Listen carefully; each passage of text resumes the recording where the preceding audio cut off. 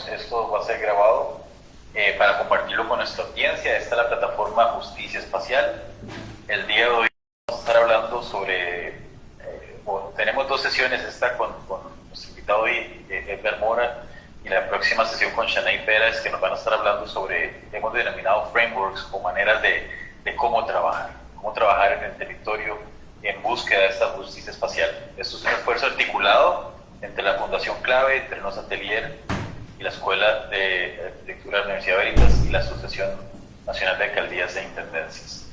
Somos sus anfitriones, su servidor Mike Smith, los profesores Alonso y Cristian de la Universidad Veritas, y también las coordinadoras también y gestoras en la plataforma Alejandra Fernández, Alexandra Valverde y editora adjunta interina, Sharon Salas. También es una invitación extensiva del arquitecto Iván Delgado. Si puedes devolverte un pelín, porfa, Alonso. Y evidentemente también nuestros estudiantes Natalie, José Francisco, Crista, Mariana, Valeria y Caterina, bienvenidos y bienvenidas. Es un placer tenerlos por acá, a todos y todas.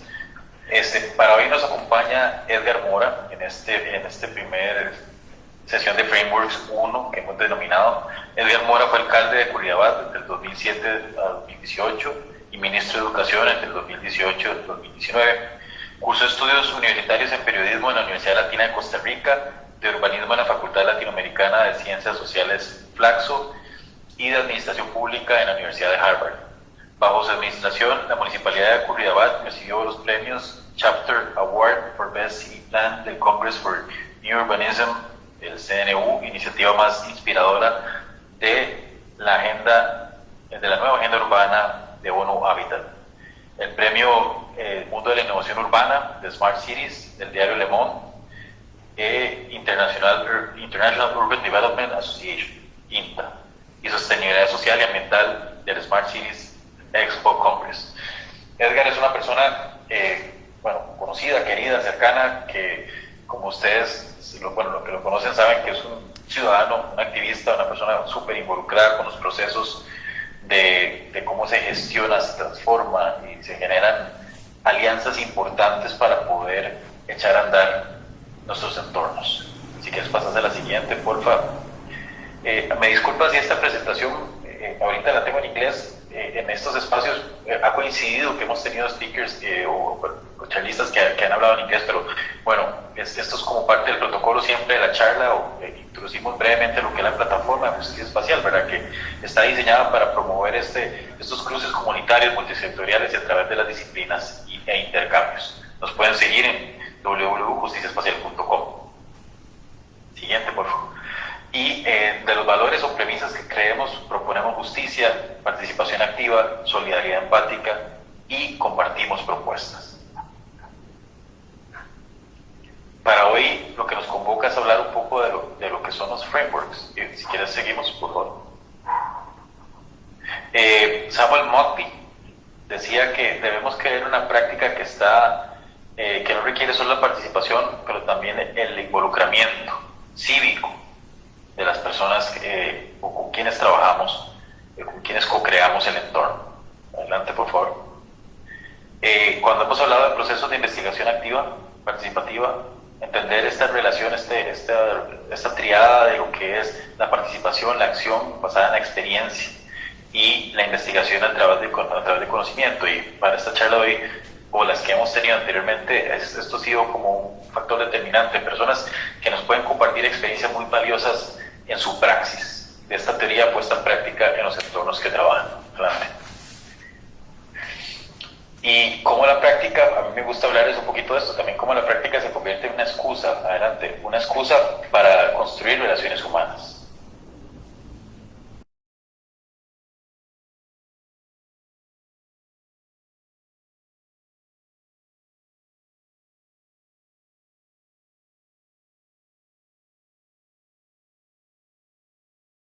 Que es un movimiento latinoamericano de personas que están trabajando por mejorar los entornos donde se vive, donde se habita. Adelante.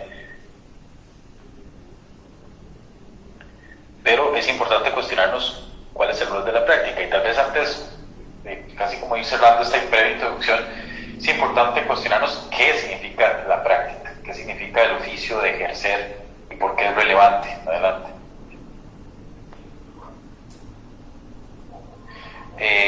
Y este ejercicio, cuestionárnoslo para no solo estar simulando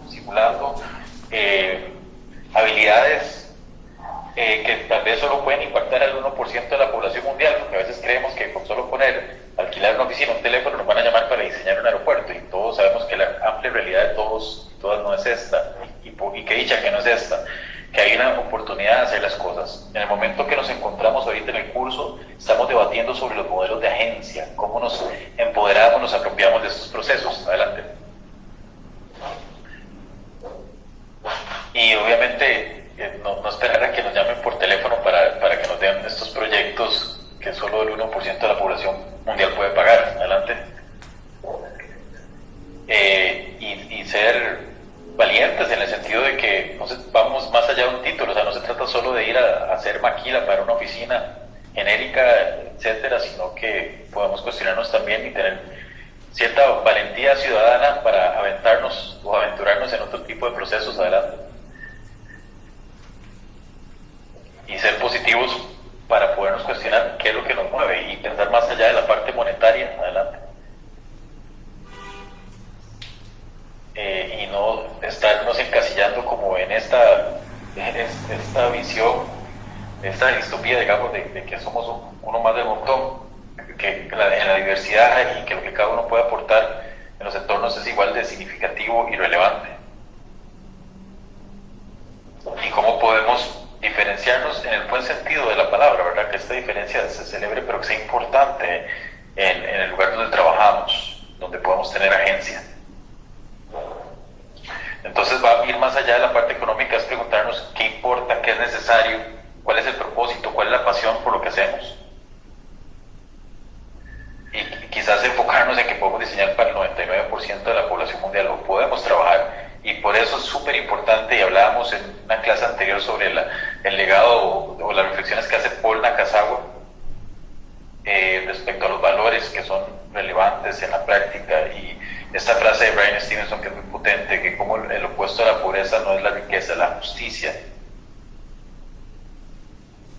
Y el reto de la oportunidad es cómo el diseño puede ser accesible para todos y todas. Adelante. Entonces la pregunta aquí es ¿cómo nos podemos alinear en valores? Ay, me disculpa, está un poco lento esto, es que usualmente lo expongo así, ¿verdad? Estamos como lentillos, pero bueno. Entonces, los valores, cómo alinearnos en cuanto a valores para que la participación y la localidad valgan. Adelante. Y cómo las alternativas en la práctica son significativas a la hora de trabajar. Adelante. Si quieres te brincas porque estaba animado, yo te pasé a ver un PDF, pero yo creo que la reflexión de aquí, dale más adelantito, por favor, ya más bien darle la palabra a Edgar. Quédate ahí un momentito, esto también estaba animado, ahí me disculpan, pero bueno, por hoy no se pudo hacer la presentación bien. Pero lo importante es esta habilidad que nosotros podemos desarrollar desde la práctica para montarnos sobre iniciativas preexistentes. Cómo podemos involucrarnos en los procesos con lo que existe en el activismo local, en las comunidades. Adelante. Y cómo existen distintos modelos de trabajo que son cogestionados a través de distintos momentos importantes que vienen desde las fases iniciales de empoderamiento, de participación, involucramiento, hasta poder inclusive gestionar los fondos. Adelante. Y los medios en los cuales practicamos. Adelante. Y cómo generamos ecosistemas colaborativos entre las distintas partes. Insisto, ahí me disculpan, estos son diagramas que estaban animados, entonces ahorita no los vamos a poder ver así, pero dale, para ya ir cerrando. Y aquí hay unas preguntas importantes que no aparecen, pero hoy en día tenemos que hasta cuestionarnos con quién trabajamos, qué formas de alianza podemos generar, cómo podemos asumir colectivamente los riesgos hacia donde nosotros queremos proyectar y hacer cosas de manera significativa. Adelante. Y hemos estado hablando de valores, de misión, visión, de los esfuerzos que hacemos, y este de Más Design es bien bonito. Ellos dicen que nuestra misión es investigar, construir y defender o abocar la arquitectura que promueve justicia y dignidad humana. Adelante. en donde quizás estos conceptos de investigar, construir, defender, es algo que hoy es objeto de estudio, y por eso invitamos hoy a Edgar a que nos comparta un poco sobre estas premisas que hacen que exista un framework, o sea, dónde encuentra uno los puntos de convergencia, cómo uno se puede alinear, cuáles son estas palabras o triggers que desencadenan, que interconectan los esfuerzos humanos, lo que se busca, cuáles son esos valores, cuáles son estos elementos recurrentes que hacen que las personas se sientan identificadas para tener agencia. Adelante. Entonces, ya después de esta presentación un poquito cortada por problemas técnicos, me gustaría ya darle la palabra a Edgar para que nos comparta un poco sobre lo que él quería decirnos en base a sus experiencias en distintos momentos. Y Edgar, muchísimas gracias por acompañarnos, por aceptar la invitación, y adelante, estimado. Muy bien, más bien muchas gracias a todos ustedes y me encanta estar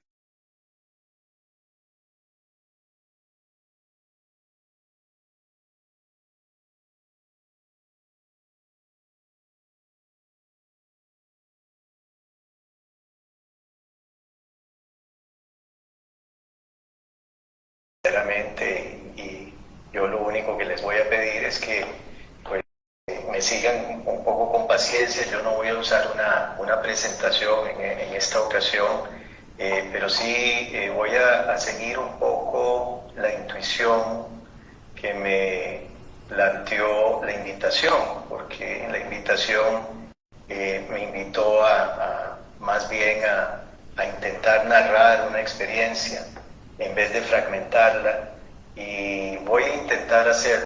Tengo aquí de base, por si se nota,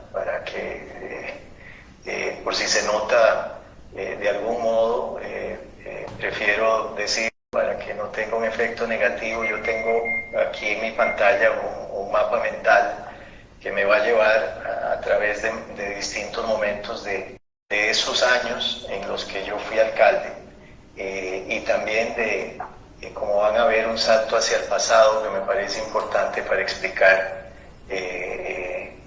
algunas de las cosas fundamentales por las que se preocupa Justicia Espacial. Entonces me tomo en serio la idea de trabajar sobre la base de plantear frameworks, y también me tomo muy en serio la idea de que yo hoy socialice mi experiencia, y además es una oportunidad que difícilmente aparece. Normalmente no le preguntan a uno cuál fue su experiencia, y esta me ha parecido una oportunidad muy valiosa para hacerlo. Entonces voy a dividir en distintos momentos la narración de mi experiencia. Voy a comentarles que esta presentación va a estar yendo en el tiempo hacia atrás, porque esa experiencia ya pasó, y va a plantearse la existencia de una primera fase que seguramente coincide con el inicio de mi carrera como alcalde, de mi nombramiento y los primeros años en esa función. Y a esa primera fase le estoy denominando liderazgo basado en la gestión territorial de los sentimientos. La segunda fase se abre hacia el planteamiento del diseño, el descubrimiento del diseño, y sobre todo el diseño centrado en el ser humano, y la oportunidad de hacer transitar la ciudad de la condición de suburbio a un bloque urbano más parecido a una ciudad, lo que ahora denominaríamos como un gran barrio de 20 minutos. La tercera fase se va a abrir en relación ya no al diseño centrado en lo humano, sino el diseño centrado en la vida, y las múltiples dimensiones que eso supone para la ciudad, es decir, el descubrimiento de la ciudad como un acordeón de capas que a la vez que sostienen la vida de todos nosotros, también nos afectan de manera positiva o negativa. Pero hay dos salvedades. Hay una fase cero, que también quiero compartir con ustedes, que tiene que ver con algo que titulo Activismo Comunitario y Origen de la Rebeldía. Y antes de la fase cero incluso hay un framework, hay una puesta en contexto de qué pasaba en Curridabat al inicio del siglo, de este siglo, y no del siglo pasado. Este siglo en Curridabat vino con intenciones de cambio y por ahí voy a empezar. Curridabat empezó el siglo con una fuerte tensión ejercida por un grupo numeroso de ciudadanos sobre la cultura y el desempeño cívico del lugar y de los habitantes del lugar. Algunos elementos muy prácticos como la disposición de los desechos, la invisibilidad de la municipalidad o la ausencia o deficiencia de servicios tradicionales, el desuso de parques públicos, entre otros, activaron ese sentido de urgencia en un grupo de vecinos comunes.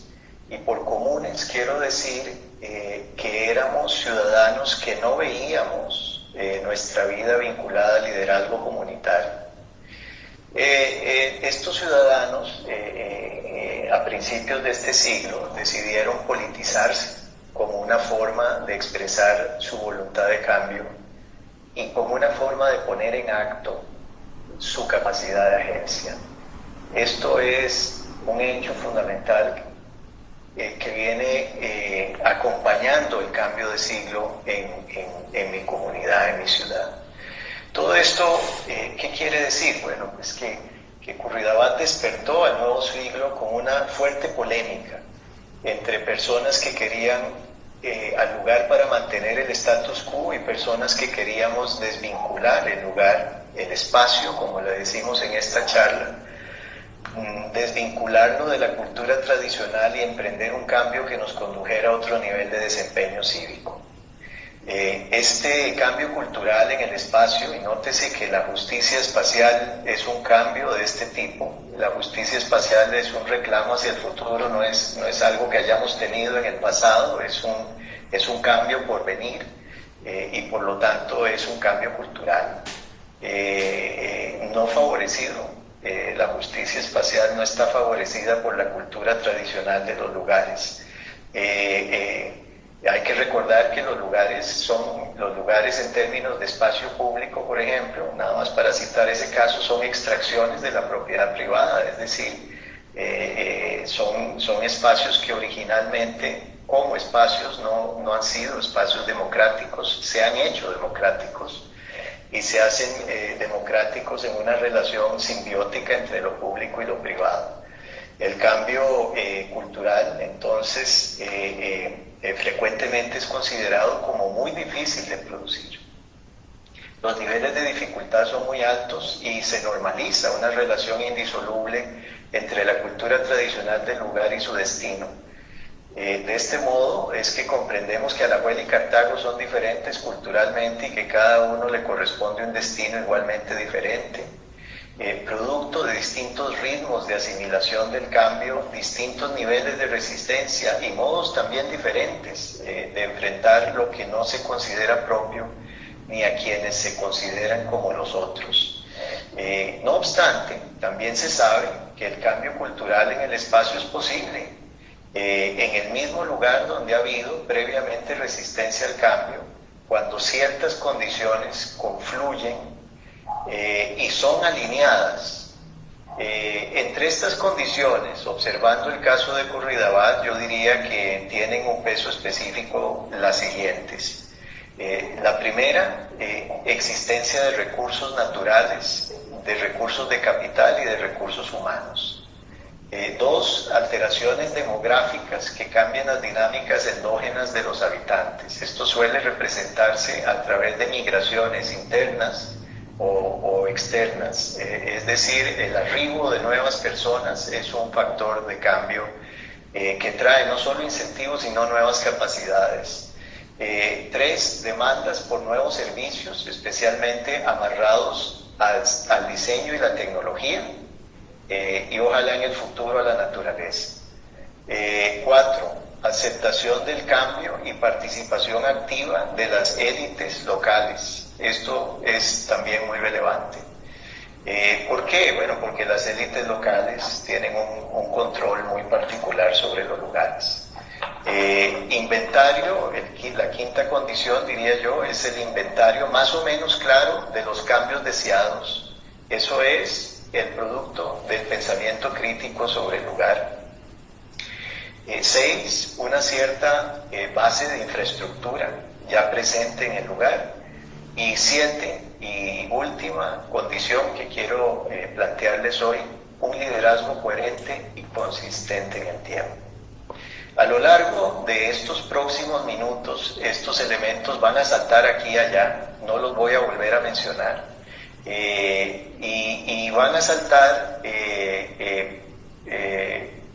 para que los tengamos en mente, ustedes sobre todo, mientras explico mi experiencia en planeamiento urbano, que fue lo que me pidieron presentar, mi experiencia en planeamiento urbano. Entonces de ahí me voy a mover a la primera fase y voy a después regresar a la fase 0 para hacer esto un poco más cinematográfico, digamos.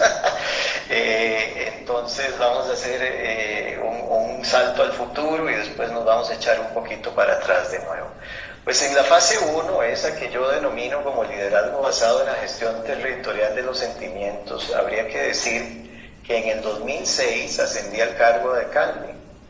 Ya mi partido había gobernado 4 años en condiciones de muchísima tensión y precariedad, pero de forma muy honrosa.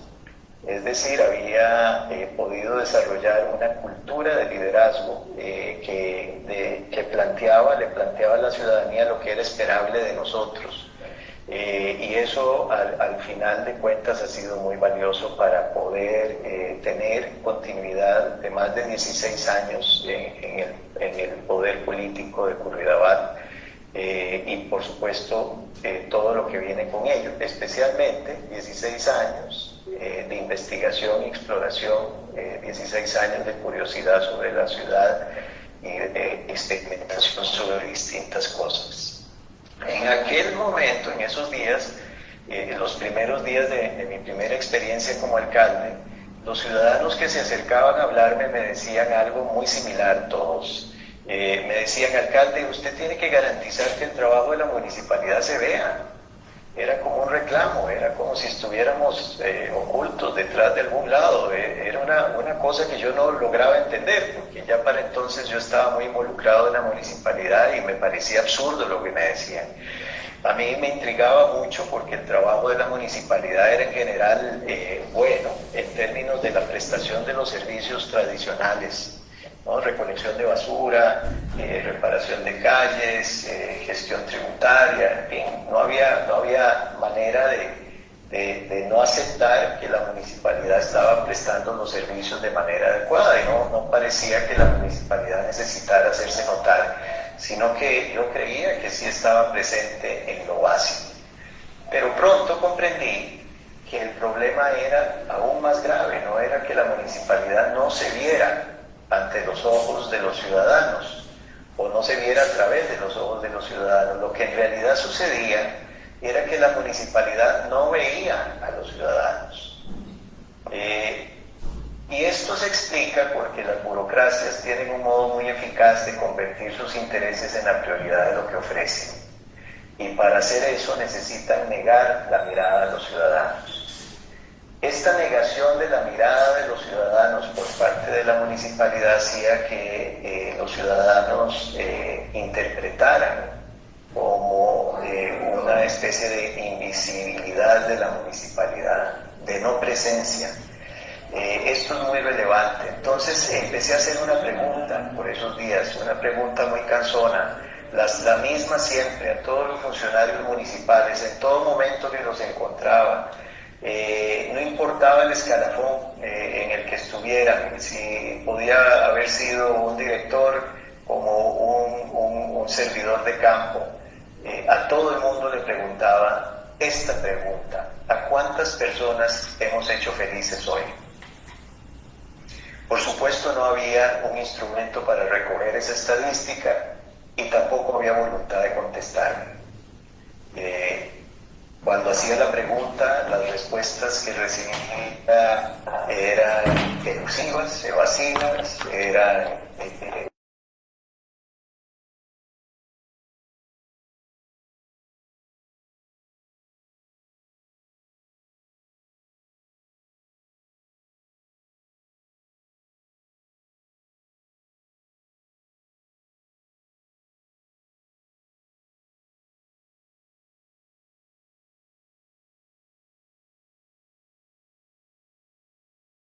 eso usted no sabe porque usted es un ciudadano privado que nunca ha trabajado en lo público y entonces quizás no sabe que hay una gran diferencia entre el derecho público y el derecho privado. Usted bajo la vida privada, bajo el derecho privado, usted puede hacer todo lo que no está prohibido, pero bajo el derecho, la sombrilla del derecho público, usted solo puede hacer lo que tiene permitido y eso se llama principio de legalidad.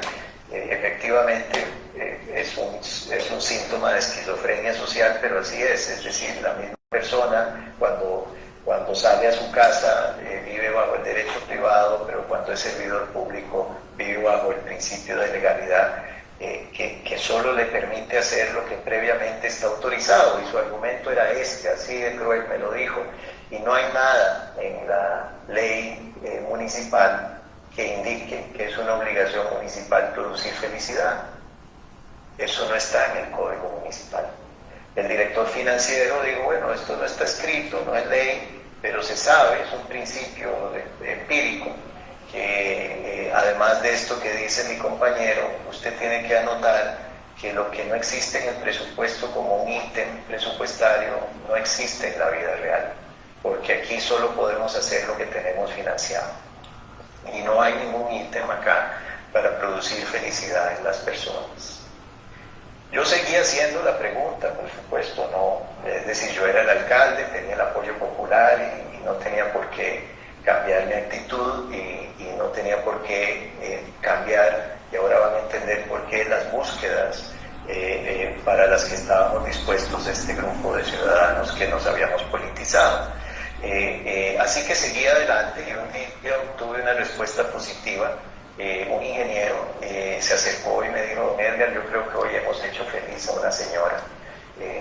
Notablemente ella estaba feliz porque cumplimos con algo que ella estaba esperando.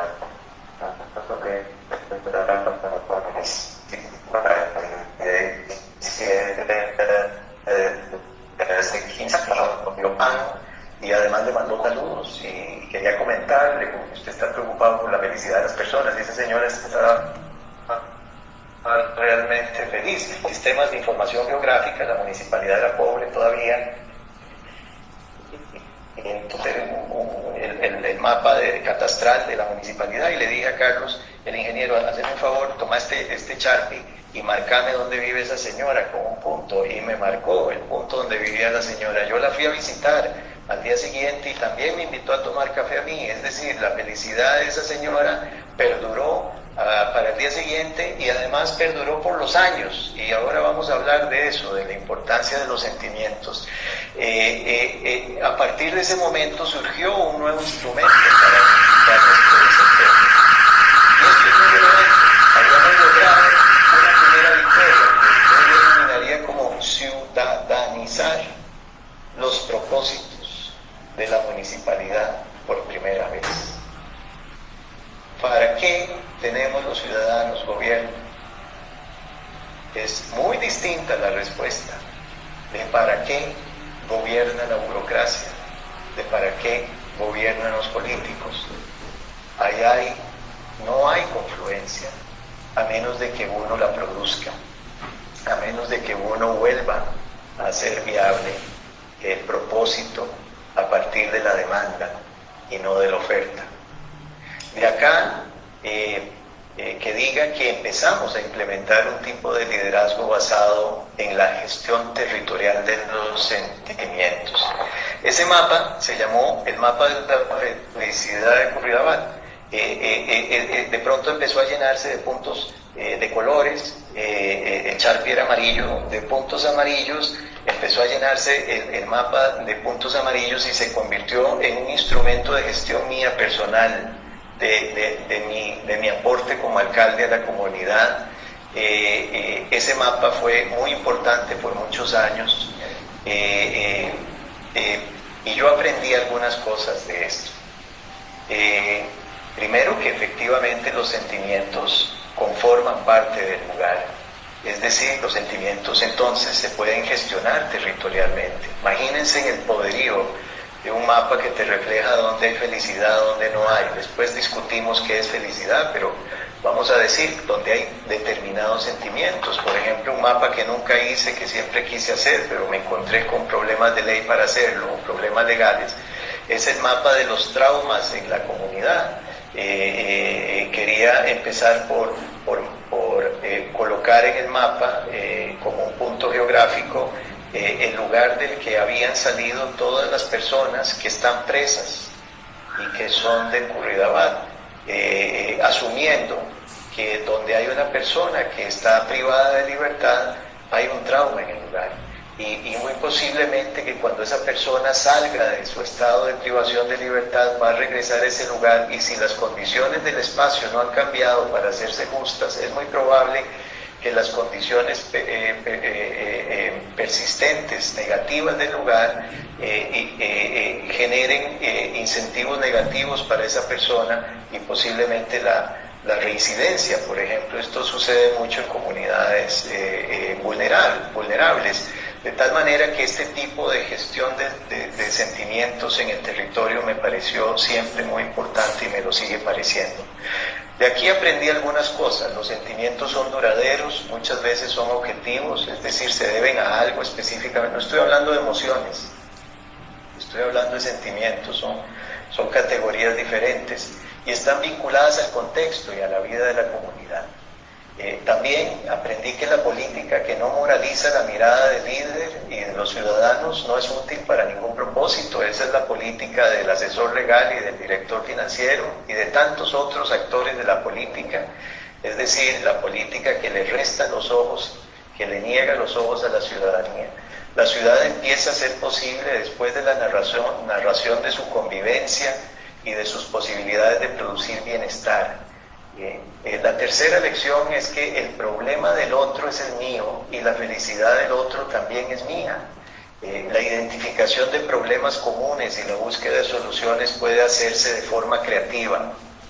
Y el cuarto punto, la presencia es el factor determinante. Y presencia es, para apuntarlo, apertura, concentración, calma, ternura y entusiasmo. La presencia son esas 5 cosas todas a la vez. Eso es lo que moraliza la política y lo que moraliza los lugares. Como les dije, voy a pasar a la fase 0 para poder comprender de dónde viene esa insistencia en persistir a pesar de lo que dijeran los burócratas. En esa fase 0, que yo le he llamado activismo comunitario y el origen de la rebeldía, lo que quiero comentarles es que no puede entenderse ninguna de las fases o etapas que van del 2006 al 2018, y que fueron los años en que fui alcalde, sin ir hacia esta fase, sin ir hacia atrás, casualmente al propio inicio del siglo. Como ya dije, Curridabat despertó al siglo con deseos de transformación, al menos con el germen de una conciencia proclive al cambio.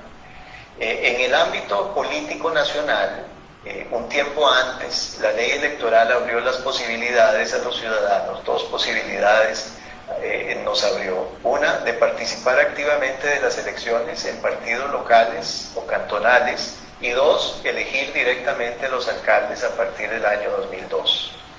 Así se abrió el siglo de manera electoral. Era una gran oportunidad, muy apropiado para cambiar de siglo. Aquí es necesario entonces establecer un paralelismo entre esta trayectoria nacional y cantonal de lo político y mi trayectoria personal, y esto lo hago con modestia porque tampoco quiero que se crea que hago equivalente la importancia de las 2 cosas. Por supuesto que no, pero lo hago en el contexto de esta charla que me pide a mí expresar mi experiencia y además expresar mi experiencia como algo en lo que me convertí, pero que no era en ese momento, que es planificador urbano.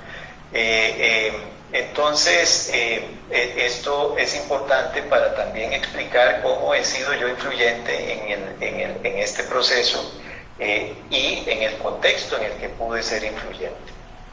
Al inicio del siglo, como decía, sucedían cosas y también me sucedían cosas a mí. Mi situación personal iba en dirección contraria a involucrarme en mi comunidad y ser un actor activo o ser un ciudadano politizado. Yo era consultor internacional en temas de derechos humanos, reformas institucionales, democratización y comunicación social. Era muy común que no estuviera en el país, era muy común que viajara constantemente y que no prestara atención a mi comunidad. Sabía dónde vivía, por supuesto, pero mi lazo con el lugar era más bien muy débil. Sin embargo, un día que tenía que viajar a La Paz, Bolivia, mientras tomaba café a las 5 de la mañana esperando el taxi que me llevara al aeropuerto, decidí, no sé cómo, no sé, es decir, cayó como un rayo eso, decidí no ir. Y con ese acto, aparentemente improvisado y pasional, puse fin a esa etapa de mi vida, de mi carrera profesional como consultor internacional, e inadvertidamente abrí un futuro nuevo para mí, amarrado al lugar, a la política y al liderazgo. Con mucho tiempo que tenía en mis manos, porque me quedé sin trabajo por esa decisión, y fueron varios meses sin trabajo, decidí caminar, y después caminar, es decir, me volví un caminante empedernido. Y no hay nada que sirva más para sentarlo a uno a un lugar que caminar. Me convertí en eso, en un caminante, y haciendo eso empecé a adquirir interés por las cosas de mi comunidad. Había descubierto, finalmente, con 30 y casi 35 años, tal vez un poquito más, había descubierto que era miembro de una comunidad y que sin embargo había estado muy lejos de ser un ciudadano de mi comunidad. La ciudadanía es una actividad, no una condición, y como toda actividad tiene al menos dos cosas: intencionalidad y exterioridad. Es decir, como dice Hannah Arendt, crea un lazo intrínseco entre la acción y el discurso. Pero sobre todo lo que quiero decir es que la ciudadanía es visible y efectiva o no es. Otro modo de decirlo es que la ciudadanía es un fenómeno dialógico, comunicable. Yo no había sido ciudadano hasta que empecé a caminar, hasta que empecé a ser visible, hasta que empecé a exteriorizarme en mi comunidad. Y de ahí empezaron a nacer las intenciones de ser ciudadano, porque ser ciudadano es un acto de libertad, es decir, uno decide si lo es o no lo es. Ser persona, pues no lo decide uno, pero ser ciudadano sí.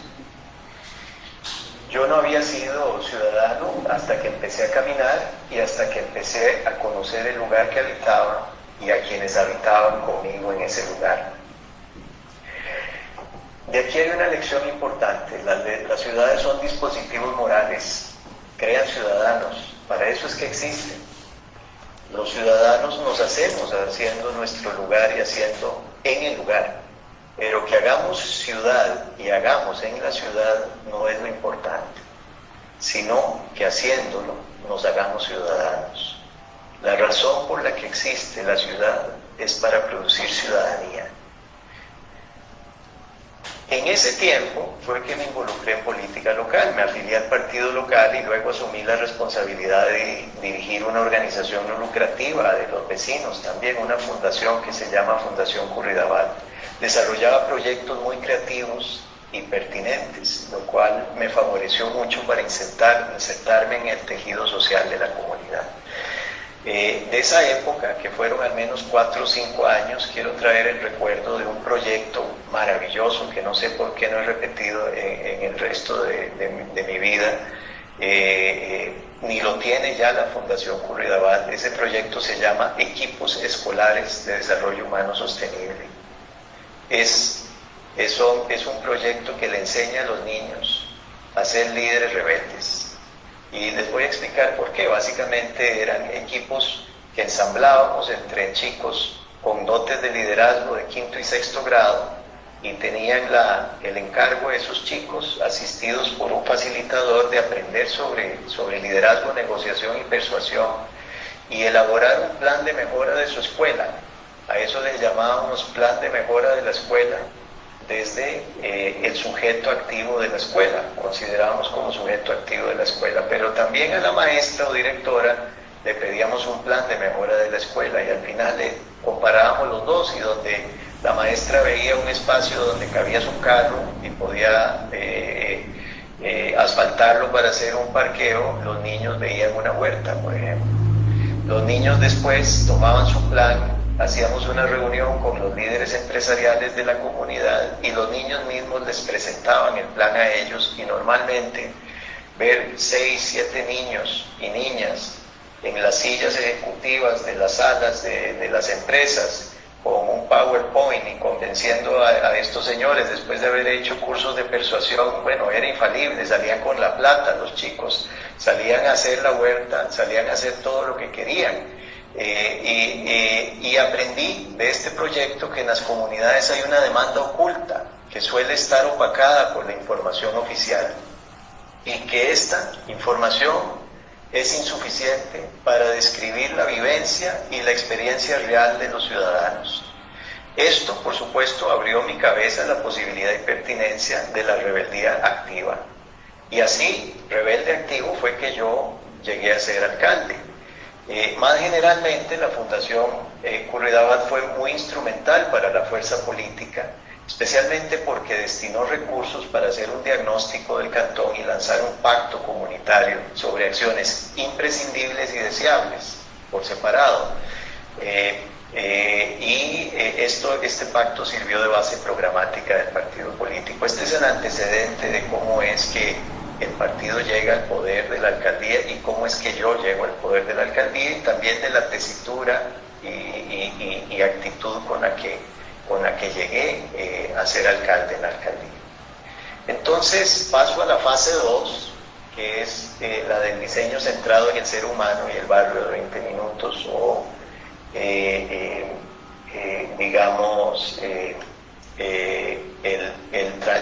la transición entre suburbio y ciudad. Una vez que yo fui elegido de nuevo como alcalde, y esta vez, después de haber hecho el mapa de la felicidad, ¿saben con cuánto gané la siguiente elección? Con el 75% de los votos, es decir, prácticamente nadie dejó de votar por mí. Y claro, eso se debía a ese liderazgo de gestión territorial de los sentimientos. Nuestro grupo se hizo fuerte, se convirtió en la fuerza política predominante en el cantón y los partidos nacionales que habían sido nuestra tortura hasta entonces empezaron a hacerse chiquititos y nunca más han vuelto a crecer. Empezaron a hacerse de 8%, de 10%, de 12%. Los procesos de transformación empezaron a acelerarse con esta nueva elección y ya podíamos disponer de más recursos. Por cierto, quiero darles un dato. En los 12 años que fui alcalde, el presupuesto municipal creció 10 veces y eso se hizo cobrando impuestos. El per cápita de inversión empezó a ser más holgado, no suficiente, pero más holgado. Y eso se debía casualmente a ese vínculo especial que la ciudadanía empezaba a tener con la gestión municipal. Podíamos disponer de más recursos, teníamos licencia para operar asuntos más complejos, iniciamos nuestro acercamiento al problema del diseño de las cosas. Finalmente llegamos ahí. No sabíamos que íbamos a llegar, no teníamos idea de lo vasto de este terreno, pero teníamos oídos, teníamos pies, teníamos ojos para indagar y por supuesto de toda esa indagación surgió la necesidad de transformar las maneras en las que diseñábamos. Literalmente la ciudad empezó a hablarme, me hablaba la gente, pero también la alcantarilla, me hablaba el poste eléctrico, el parque en abandono, las mascotas, todo me hablaba. Era insoportable prácticamente salir a caminar por la ciudad porque todo me hablaba. Una vez que entró la convicción de que el diseño era importante, ya no pudimos dejar de observar el diseño de las cosas. Yo me convertí en un servidor conectado, a sensores inexistentes y en una máquina analítica. Es decir, yo era como una versión analógica del IoT y del Machine Learning. Y entonces aquí surge una anécdota importante que refleja muchas cosas de lo que después iba a suceder con el diseño, y me va a permitir explicar cuáles son las lecciones aprendidas.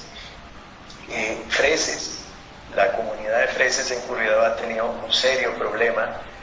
Tenía un espacio más grande de lo normal, un espacio generoso en la escala de la ciudad para tener un parque, y sin embargo lo que tenía en vez de parque era un lugar que producía muchísimos problemas, inseguro, insalubre, complicado, y sobre todo pues un verdadero desperdicio, porque espacios de ese tipo no hay muchos y este espacio no estaba siendo usado como parque.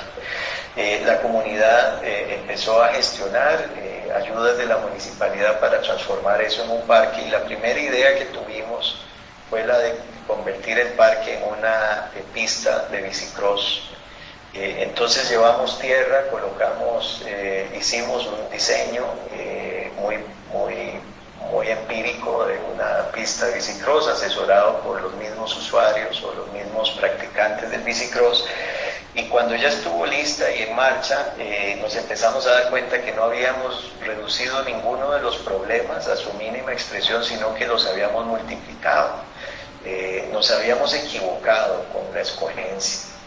Entonces volvimos a pensar y volvimos a hablar con la comunidad, y llegamos a comprender que lo que la comunidad necesitaba era crear tejido social, crear amistad, un sentido propio en el barrio, de lo que podríamos denominar como un barrio o una ciudad de cuidados, es decir, cuidarse mutuamente, ser recíprocos. Eso era lo que hacía falta en esa comunidad.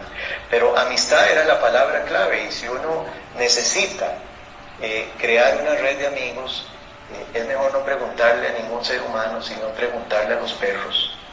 Y aquí les planteo una pregunta a muchos de ustedes que son diseñadores. ¿Ustedes pueden imaginarse que los perros informen el diseño del parque? Bueno, eso fue lo que pasó casualmente. Esa fue la pregunta que yo me hice, y la respuesta fue que sí. Entonces hicimos el primer parque para perros en el país.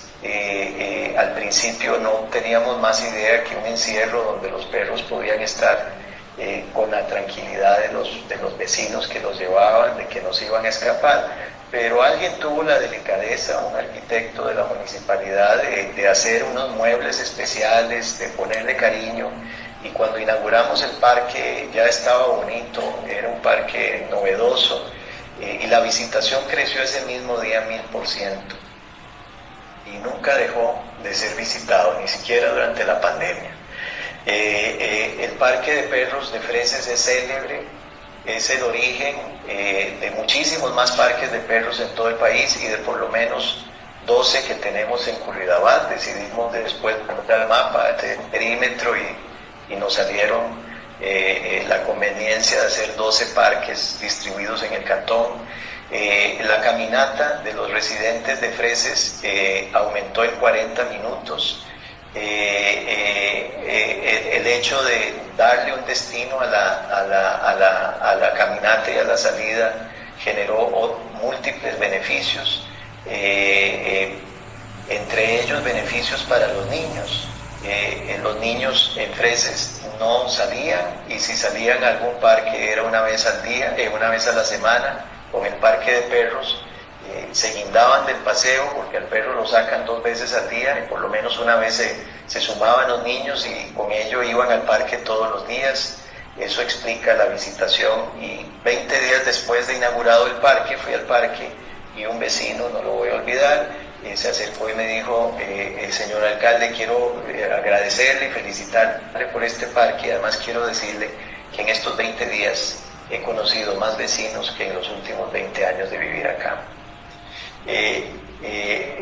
El diseño del urbanismo ha determinado o ha determinado un paisaje social, económico y ambiental desigual.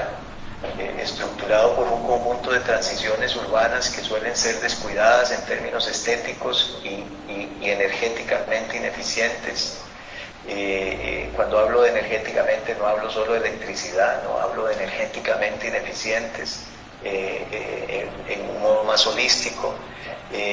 Aquí descubrimos en el Parque de Freses lo que después denominamos como la teoría del diseño imparcial o diseño imperfecto. En este sentido, la iteración contesta y contestó en este caso la rigidez típica del diseño urbanístico y suavizó la programación funcional del espacio para dar cabida a usos alternos y propósitos distintos a los de la cultura patriarcal. Y ahora voy a hacer una relación entre la cultura patriarcal y el autoritarismo con el que diseñamos los espacios que las personas, otras seres, no personas humanas, van a utilizar en la ciudad. De aquí algunas lecciones aprendidas. La primera es que el lugar cuenta. Todo el mundo en Freses quería un lugar. El lugar cuenta, el lugar tiene valor. Dos, donde viven las personas es donde está su epicentro. Y eso hay que valorarlo. Tres, la ciudad está conformada por miles de epicentros, cientos de miles de epicentros en algunos casos, y en ellos hay potencialmente miles o cientos de miles de conflictos que se pueden suscitar por las diferencias entre las personas. Cuatro, estos conflictos son intermediados por el lugar y por lo que esté diseñado en el lugar. Entre ellos, entre esos mediadores, la arquitectura, el urbanismo, el paisaje. Es decir, esos conflictos tienen un mediador en el diseño del espacio. Son parte del contexto los conflictos, pero también es parte del contexto la mediación. La quinta lección es que la esencia de las relaciones de poder debe ser la subsidiariedad y no la subordinación. Y esto último lo digo porque hay una tendencia a convertir el diseño en un hecho autoritario y no cogestionado. Y la sexta lección es que el diseño determina el resultado. Si un carro rueda es porque fue diseñado para rodar. Si hubiera sido diseñado para brincar, brincaría. El diseño determina el resultado. Con esa gran lección seguimos adelante y nos movimos a una tercera fase en el que vamos a hablar del diseño centrado ya no en las personas, sino en la vida y las múltiples dimensiones de la ciudad que aparecen cuando uno toma la decisión de correr al ser humano del privilegio que tiene en el centro de las preocupaciones del diseño y incluir en ese centro a lo que en Curridabat llamamos ciudadanos no urbanos, mediadores, etc. Vale la pena aquí decir, para ubicar esta tercera etapa que tuvo que haber sucedido durante mi tercera gestión, entre la segunda y la tercera gestión, que empezamos a comprender que la ciudad que nos fue legada, es decir, la ciudad diseñada con base en una programación colonial, y el modo en que habitamos esa ciudad, y aquí quiero dar un dato, y quiero criticar este dato además. Curridabat fue mandada a hacer, como se hacía antes, claro, era una cosa muy pequeña, pero fue mandada a hacer por Braulio Carrillo 20 años después de la independencia. Pero la mandó a hacer con la ley de Indias en la mano. Es decir, 20 años después de ser independientes, el Estado costarricense no tenía una propuesta de diseño urbano, tampoco la tiene hoy. Y quiero criticar esto porque a mí me parece muy relevante cuestionar si la independencia viene por el hastío de un reino y la definición política de hacer independientes a unos y por la gestión de esos unos en rebeldía con el reino y por lo tanto un gesto político termina generando la independencia, es decir, un acta de independencia. ¿Llega la independencia en ese momento o llegará la independencia cuando nosotros seamos capaces de hacer nuestro propio diseño? A mí me parece que lo segundo, el diseño es mucho más determinante que un acta de independencia y no hemos logrado generar diseños que reflejen ningún interés de independencia. Y por supuesto no lo tenía Braulio Carrillo. La ciudad legada y el modo en que la habitamos se guían por un diseño que exclusivamente beneficia al ser humano, y esto es muy, muy relevante. La ley de Indias excluye como infraestructura de la ciudad a la biodiversidad, excluye como infraestructura de la ciudad los accidentes naturales. Es decir, la ley de Indias sería hoy día un ecocidio si se fuera a aplicar. Dice muy concretamente, el río se utilizará para sacar las inmundicias de la ciudad. 500 años después seguimos haciendo eso, por lo menos en Costa Rica. Por supuesto, la ciudad colonial excluye de la vida pública a las mujeres, por la misma razón que excluye la naturaleza.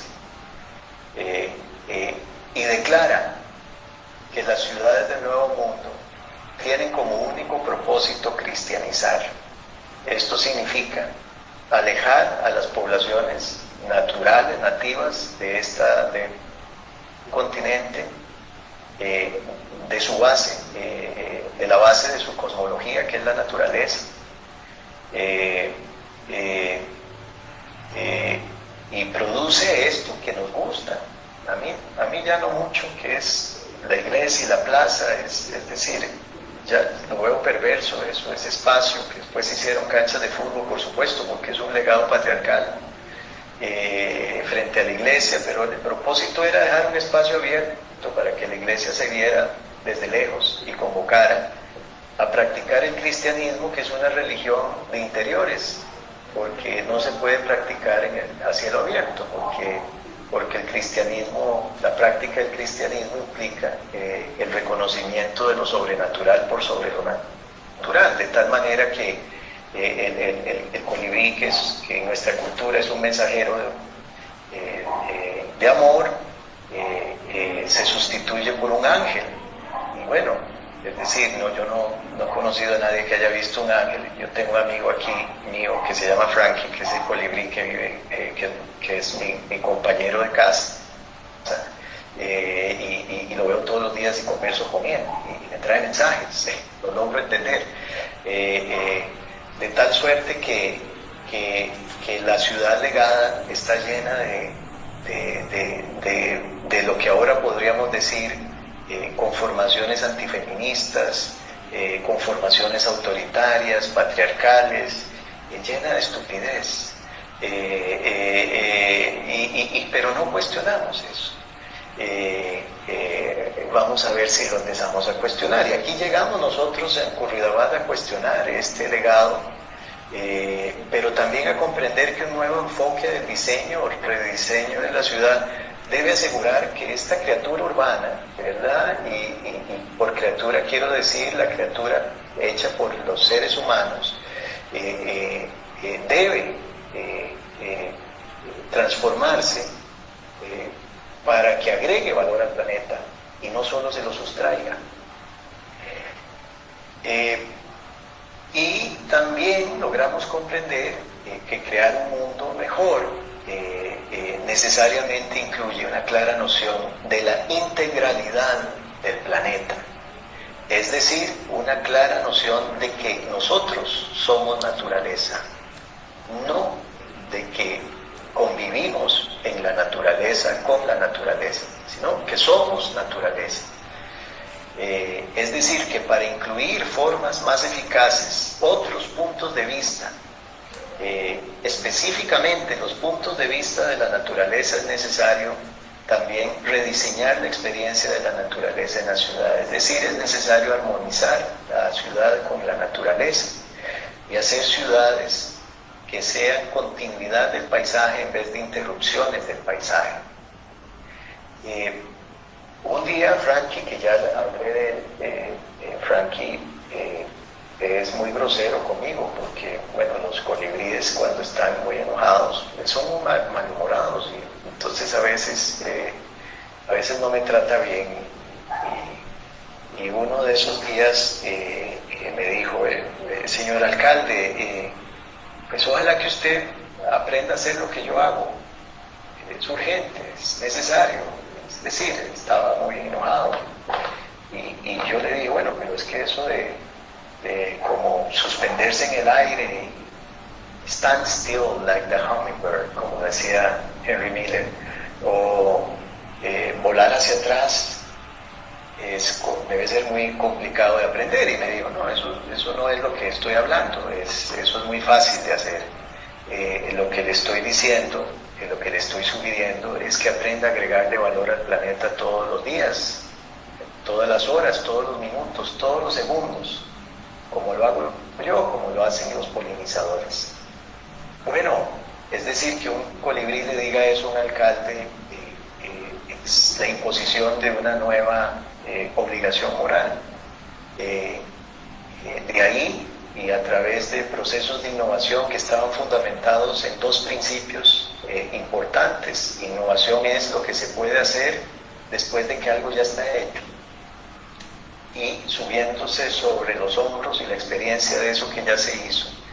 O innovación es la unión de dos o más cosas que produce una tercera, una diferente cosa. Innovación no es invención. A partir de ahí empezamos a trabajar sobre un plan innovador. Tuve la virtud y la enorme ventaja y también privilegio de trabajar con un equipo de jóvenes muy dinámico que se apuntaron a innovar, y de ahí surgió un conjunto de planes que tenían el propósito de alejarnos del legado histórico del diseño urbano y acercarnos a la naturaleza, pero no por acercarse a la naturaleza. No se trata de plantar árboles, sino que de lo que se trata es de darle una base física, de la física y de la biología a la ciudad. Entonces de ahí surgió todo lo que surgió del hecho de haber definido que la ciudad no era unidimensional. ¿Verdad? Tenemos una tradición intelectual que nos dice que el ser humano es unidimensional, el gobierno es unidimensional, todo lo que hacemos es unidimensional, entonces es separable en silos, es fragmentable porque cada pieza es cada pieza, y sin embargo estábamos descubriendo, ¿verdad? Es multidimensional, y que podíamos definir para la ciudad 6 dimensiones. Esas dimensiones empezaban por la base biológica, la nueva planta de la ciudad, que era la nueva infraestructura. Le decíamos, la infraestructura del siglo XXI es la biodiversidad. Empezando por ahí, eso nos llevaba al hábitat construido, nos llevaba a la convivencia, nos llevaba a la productividad. Ahí la pregunta se alzaba de nuevo: ¿cómo se hace para construir o reconstruir una ciudad que le agregue valor al planeta en vez de quitárselo? Ahí estaba Frankie con su mandato moral. También había una dimensión de gobernabilidad. Y de ahí surgieron una decena, vamos a decir, al principio eran 7, después han crecido gracias a la gestión que ha seguido adelante la municipalidad y lo que han podido hacer Uber y Irene. Ha crecido a 10 o más dimensiones, ya no sé cuántas, más bien no dimensiones sino experiencias. Entonces aparecieron la posibilidad de diseñar experiencias de la gota de agua, de la lombriz de tierra, diseñar la experiencia de Frankie en la calle, que es la misma experiencia de la mujer joven en la calle. Eso fue otra cosa que un día Frankie me dijo. Yo le pregunté: Frankie, ¿por qué es que no te veo a vos en la calle, que solo aquí en el patio? Y me dijo: bueno, pregúntele a una mujer. ¿Por qué me pregunta a mí? Usted es el alcalde. Y entonces fuimos y le preguntamos a mujeres como Alexandra, perdón. Hicimos un experimento muy sencillo porque en la información institucional, en la información oficial no había nada que comparara la vida de Frankie en la calle con la de la mujer. Frankie había abierto un acertijo nuevo y fuimos a buscar información no oficial y la encontramos haciendo algo muy sencillo, que era midiendo el tiempo de un conjunto de mujeres recorriendo la distancia entre la casa y la parada del bus y compararla con el tiempo que tardaban hombres de la misma edad haciendo el mismo recorrido en las mismas circunstancias topográficas. Y resultó que las mujeres hacen ese recorrido en muchísimo menor tiempo que los hombres. Y una vez que las reunimos, dijeron cosas que les desagradaban de la calle, entre ellas que les recuerdan los hombres, que son mujeres de la peor manera, que las hostigan, que a veces las tocan y que todas invariablemente viven con el fantasma de la violación, lo cual no es algo que tenga presente ningún hombre. Cuando hablamos con los hombres, a ninguno se le ocurría decir: cuando salgo de mi casa me da miedo que me violen. Eso no le pasa a los... Ahora imagínense tener eso todos los días en la cabeza, la desventaja que produce en relación al otro género, que tiene la ventaja de que la ciudad fue hecha para él, que está feliz en esa ciudad. Bueno, en fin, lo que quiero decir es que ahí aparecieron estas experiencias a transformar. Y de esas experiencias a transformar surgieron más de 335 proyectos. Entonces habíamos descubierto cómo, habíamos descubierto cómo hacer proyectos, pero no un proyecto, habíamos descubierto cómo hacer ecosistemas de proyectos. Finalmente, habíamos arribado a la complejidad, a la epistemología real de la ciudad, que es la ecosistémica. Y de aquí, las lecciones aprendidas que puedo hoy citar son: uno, que el urbanismo no es unidimensional ni monodisciplinar. Eso explica por qué yo soy urbanista, aunque no sé dibujar, aunque no soy arquitecto. También esto implica, o más bien advierte sobre la necesidad de que el Colegio de Arquitectos no monopolice el urbanismo, ojalá que no lo logre hacer. Es decir, al urbanismo se llega por todas las vías imaginables. Dos, el poder establecido niega la dimensión biológica del humano. En este caso, la ciudad, que es la gran obra humana, ¿verdad? Es la obra magna de la humanidad, la ciudad. Pero el poder establecido niega la dimensión biológica de esta obra magna de la misma humanidad, para orientarnos al principio de actuación. A donde nos lleva esta negación es al principio de actuación y a la cultura de la productividad. Tres, las instituciones nos sustraen de la vivencia completa de lo que nos rodea, hacen que todo se vuelva impersonal y desnaturalizado, abstracto y sobrenatural. Y cuatro, para terminar como empecé, la rebeldía eficaz está en recuperar la relación de diseño con la naturaleza. Creo que eso es lo que quería hoy narrar en estos bloques que pensé que eran oportunos para ustedes. Edgar, muchísimas gracias. Muchísimas gracias por las reflexiones que nos compartiste. Muy, muy rico el recorrido que nos has dado por tu experiencia. Una experiencia que conozco de primera mano, que ha impactado a muchas personas que también están relacionadas con los gobiernos locales, ¿verdad? Y que les ha marcado la vida y su manera de cómo trabajar con y en la ciudadanía, ¿verdad? Entonces, de verdad, muchísimas gracias. Muy profundas muchas de las reflexiones. Antes de dar la palabra a nuestra audiencia para tener un intercambio, me gustaría subrayar algo que dijiste ahora que me parece muy potente, que es la parte de cómo la justicia espacial es una especie de reclamo en el tiempo, ¿verdad? Esa relación temporal genera un pacto, y vos hablas de otra palabra que a veces mencionamos aquí, que casi que es como un pacto inclusive desde la praxis, y que tiene una connotación también epistemológica, ¿verdad? De cómo abordamos ese pacto en el tiempo para construir justicia. Así es. Y algo que decía también Teddy Cruz, y fue una forma en un conversatorio, hablaban de esta humildad epistemológica y nuestra capacidad curatorial, creo yo, para abordar ese pacto, sí, que sea significativo en el tiempo. Escucha, a mí me parece que eso es una premisa y vale la pena reflexionar sobre eso, ¿verdad? Muchas gracias por eso. Sí. Entonces, me gustaría abrir el espacio para reflexiones, comentarios. Yo les decía a nuestros estudiantes que aprovechemos que tenemos a Edgar hoy, porque hay mucha experiencia aquí al frente de nosotros en este momento en la virtualidad, y ojalá podamos aprovecharla. Entonces, si quieren, modelo con las manitas aquí, van levantando manita y vamos haciendo comentarios.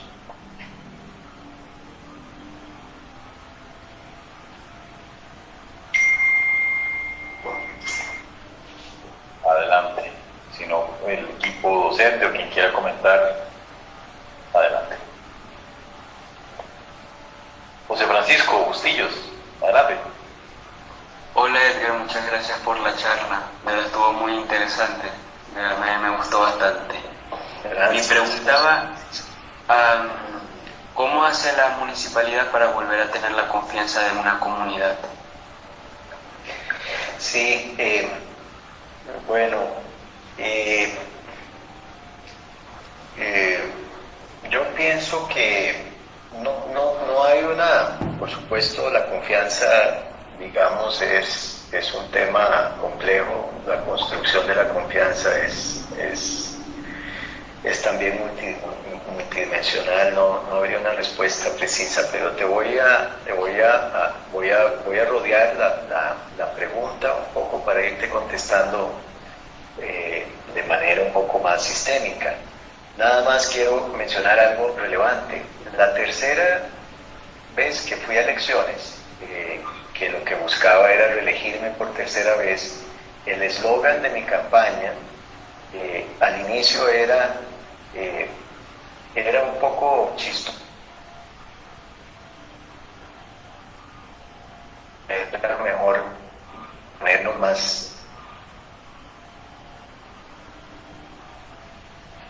lo que había sucedido. El primer eslogan era para alcalde, el alcalde, ¿verdad? Y sin embargo lo cambiamos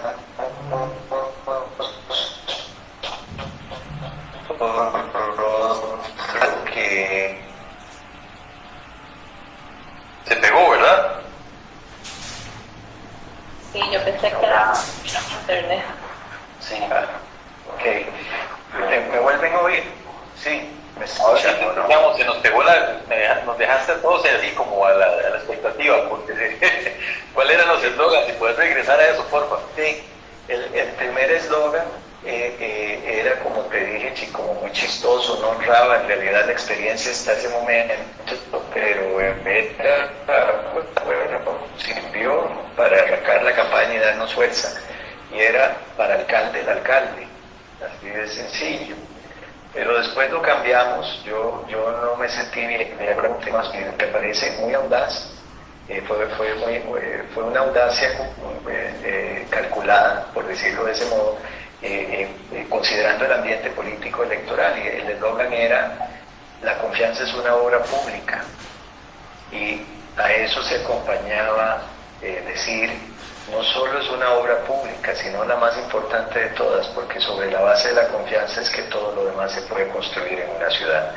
Entonces, ¿cómo llegamos a tener la audacia de citar la confianza en un proceso electoral? Yo no me imagino, no conozco a ningún candidato que tenga la posibilidad de decir eso sin que le caigan encima diciéndole un montón de cosas. En realidad, citar la confianza no es muy común en la política. Y en el caso nuestro, La confianza había surgido de esa gestión territorial de los sentimientos. Es decir, habíamos logrado crear en esa primera etapa de nuestra aventura un sentido de la ciudad como un lugar para el cuidado. Yo también comprendo que esa es una de las razones más importantes por las que aceptamos tener un gobierno. Es decir, si el gobierno no es mejor que nosotros, si el gobierno no es un gobierno que nos abrace, en realidad no tiene mucho propósito tenerlo. Y es cuando se rompe la confianza. Entonces, por supuesto, en América Latina tenemos otro gran problema, y es que la política, y yo diría que esto es de Occidente, ¿verdad? La enunciación política es tan grandilocuente que necesariamente separa la palabra del hecho, y entonces nos deja muy expensas de la decepción y de la frustración, que son las dos cosas que producen desconfianza. Entonces, acercar la palabra al hecho y el hecho a la palabra también es muy relevante para crear confianza. Pero sobre todo creo que tiene que ver con ese sentido de presencia que mencioné, es decir, un modo de liderazgo, y ese modo de liderazgo no es personal, no es mío, no es de Curridabat, ese es un método, es un método que se basa, no en Maquiavelo, abandona Maquiavelo, ¿verdad? Maquiavelo es la figura más importante de Jesucristo, porque Jesucristo la gente lo quiere pero nadie le hace caso. Cambio Maquiavelo, nadie lo quiere pero todo el mundo le hace caso.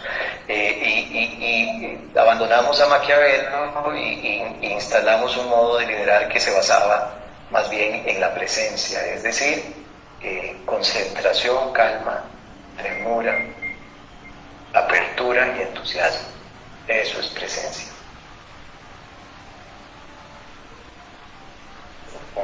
Gracias.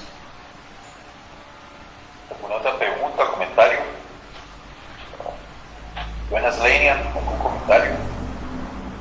Yo veo que está por ahí conectado. ¿Cómo estás? Me salta el corazón de verte. Sí. Mira, una pregunta de escala, ¿no? Que usted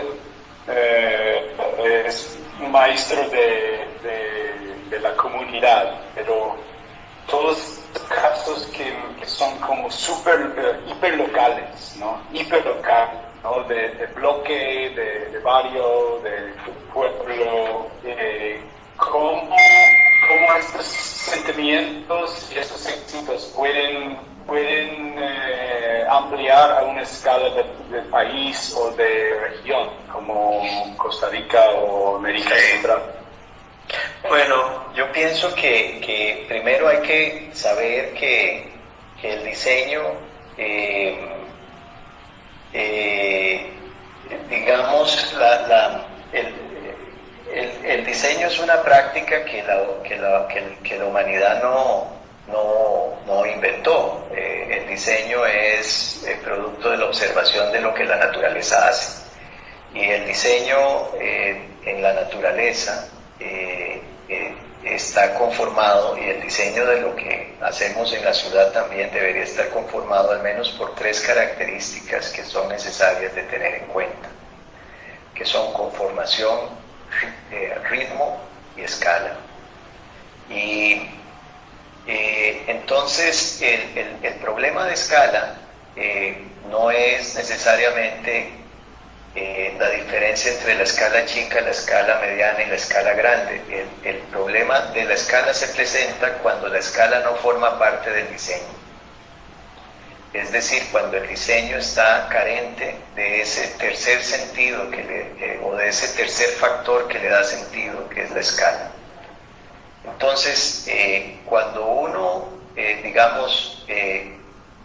cuando uno no reconoce la base biológica de la ciudad, uno construye para la ciudad unas escalas unos perímetros, unos encerramientos y unos mosaicos que tienen una determinada escala, que no son necesariamente resultado del comportamiento natural del espacio. Y así están construidas las ciudades, los municipios, etcétera, porque no han considerado, no consideraron la escala en su diseño original. De hecho, la división entre cantones o la división entre ciudades muchas veces es un río. Qué cosa tan absurda, porque el río no debería de ser el divisor de dos espacios habitados y dos administraciones. Debería de ser más bien la confluencia de esa, digamos, debería de ser más bien el elemento que marca el ritmo y la escala. De tal manera que tenemos un gran problema, y es que tal y como están diseñadas las ciudades, no se consideró en el diseño de las ciudades esos dos elementos adicionales al diseño, y esto es muy común, un riesgo común al creer que el urbanismo es un tema de diseño y no de interpretación biológica del lugar. Entonces, y de materialización de lo que la humanidad pueda poner en ese lugar. Así como estamos, pues sí, el problema de la escala es cierto.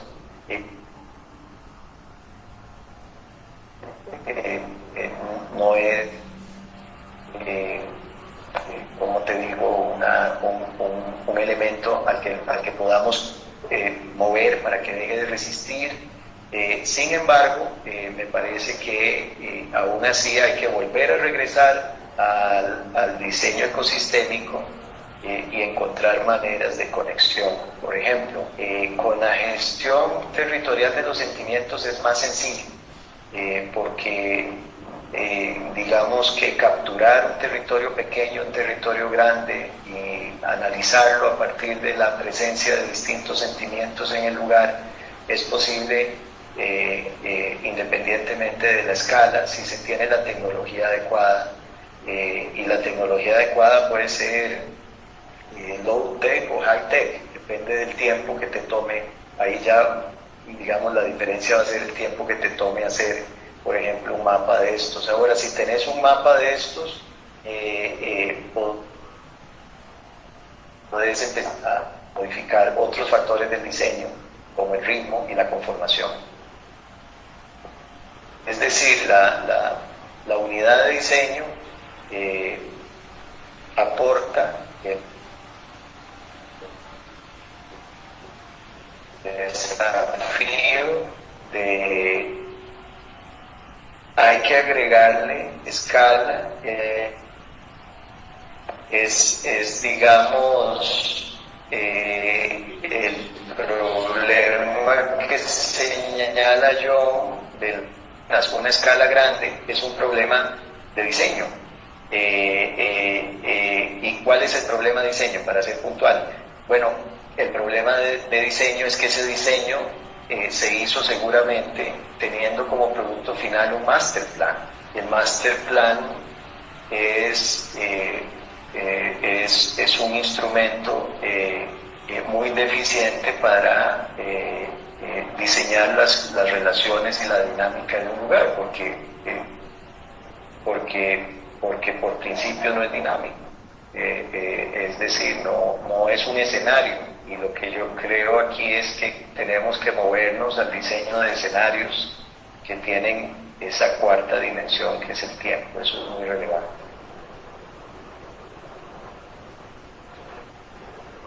Yo no he administrado nunca una ciudad grande, no sé si estas cosas se pueden hacer o no hacer. Yo dejé de preguntarme eso, primero porque nunca voy a administrar una ciudad grande, no puedo aportarle a las ciudades grandes. Segundo, porque me parece que como lo hablábamos cuando estaba yo allá, el 70% de personas que viven en regiones, en zonas urbanas, viven en ciudades del tamaño de Curridabat. Y bueno, entiendo que por supuesto estamos muy afectadas por lo que sucede en la ciudad metropolitana o en la otra metrópoli. Y y desgraciadamente de ahí es donde viene la mayoría de la inteligencia de cómo hacer ciudad, aunque no es aplicable en cientos de miles de ciudades que hay distribuidas en el mundo.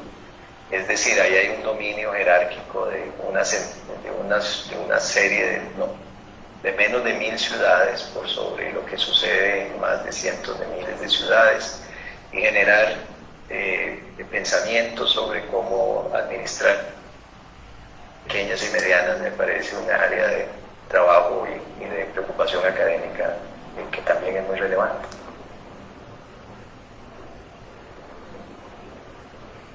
Gracias, eres un polinizador de acción.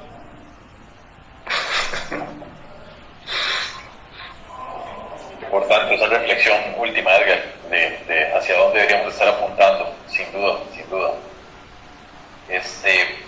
No sé si alguien más, no te quiero quitar más tiempo, yo creo que ya casi vamos aproximándonos a las 8. No sé si hay algún otro comentario, doy un segundito como para ver si hay alguna manita levantada. Néstor, adelante.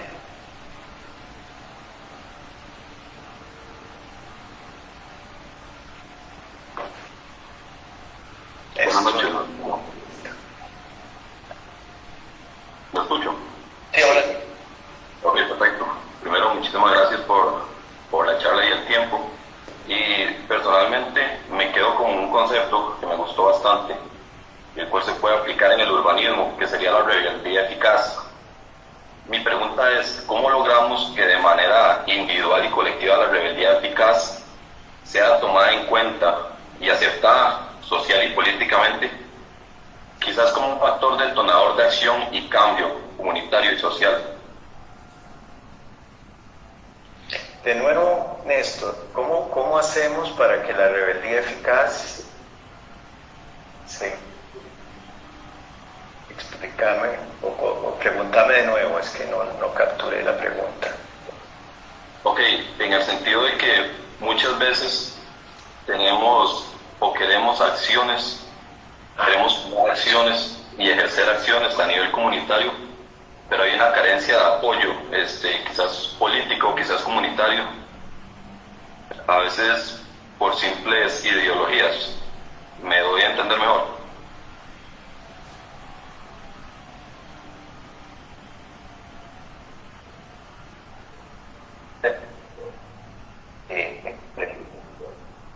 A mí me parece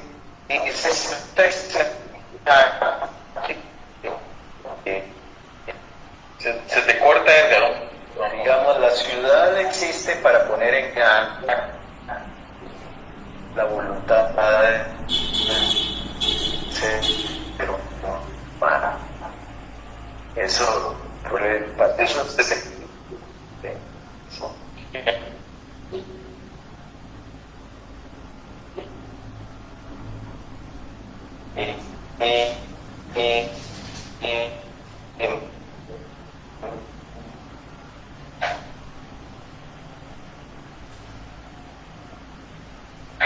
Néstor, ¿usted sí me escucha bien? Sí, yo sí te escucho. Ok, dame un chancecito, a ver, creo que es Edgar, que tenés la conexión, se te baja un poquito. ¿Nos escuchas, Edgar?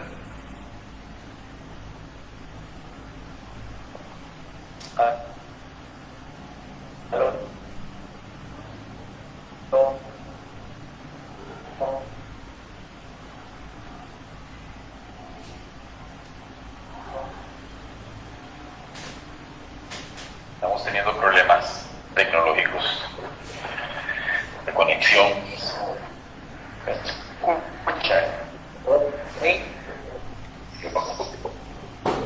Todavía no, Edgar, todavía te oigo cortado. Eso se me bajó.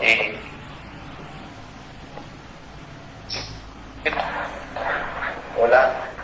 ¿Aló? Ahora sí. Ahora sí. Ok. Pura vida. Sí, lo que le decía Néstor es que aquí quiero yo como polemizar un poco con él no sé si me escuchaste, pero cuando mencioné que que las instituciones que nos representan y nos ordenan se orientan al principio de la actuación. Quiero decir, no para decir que está bien, sino para criticarlo, que el fundamento ya no cristiano de la ciudad, que nos trajo la colonia, sino el fundamento ateniense de la ciudad, por decirlo de algún modo, es el de crear un espacio para el acto humano, es decir, crear un espacio que se correspondiera con la capacidad de autogobierno del ser humano, pero que terminara siendo él un mediador, ese espacio, para todas las actividades del ser humano. Es decir, la ciudad no es el producto, la ciudad es un subproducto, por decirlo así. El producto real es el intercambio entre seres humanos. Entonces suceden en una plataforma urbana que es la que facilita todas las deliberaciones, todos los intercambios, facilita y provoca todas las extracciones de riqueza del planeta, etcétera, etcétera. Yo lo que quiero criticar sobre lo que decís es el vínculo, es ese vínculo que es además, como ya te estoy diciendo, muy, digamos, original de la ciudad con el acto. A mí me parece que cuando a la ciudad le incorporamos condiciones biológicas, es decir, la convertimos o la conceptualizamos como un componente del ecosistema y pensamos en relación a ella de manera ecosistémica, ya deja de ser tan relevante el acto humano y pasa a ser la ciudad en parte el lugar donde es relevante el acto humano, donde es posible, y en parte empieza a tener validez la ciudad como un componente del paisaje. A esto algunos autores le llaman una tercera cosa, pero es un componente del paisaje y es un componente que puede agregar valor al planeta. Entonces yo lo que quiero criticar de tu pregunta, desde un punto de vista muy académico, es esta idea cuando nos posicionamos en el lugar en el que solo queremos la ciudad para el acto, para la actuación, nos entregamos al poder y al ordenamiento. Nos entregamos al principio o al anhelo de productividad, y el anhelo de productividad es lo que tiene el planeta como está. Por supuesto, las ciudades son las responsables, es decir, las ciudades demandan tantos recursos del planeta que necesitamos muchos planetas para suplir las demandas de las ciudades, aunque no necesariamente sean las necesidades de las ciudades. Entonces, a mí me parece que hay que problematizar eso que decís. Perfecto, muchas gracias. Gracias, Néstor. Bueno, creo que ahora sí vamos cerrando. Edgar, muchísimas gracias de verdad por compartir tu experiencia y ojalá que sea la primera de muchas otras ocasiones donde podamos contar con tu presencia para retroalimentar estos procesos en materia de justicia espacial. De verdad, muchas gracias. Ojalá que sí, me encanta que me hayan invitado, me han hecho muy feliz. y me ha hecho muy feliz ver a John. John, te veo muy bien.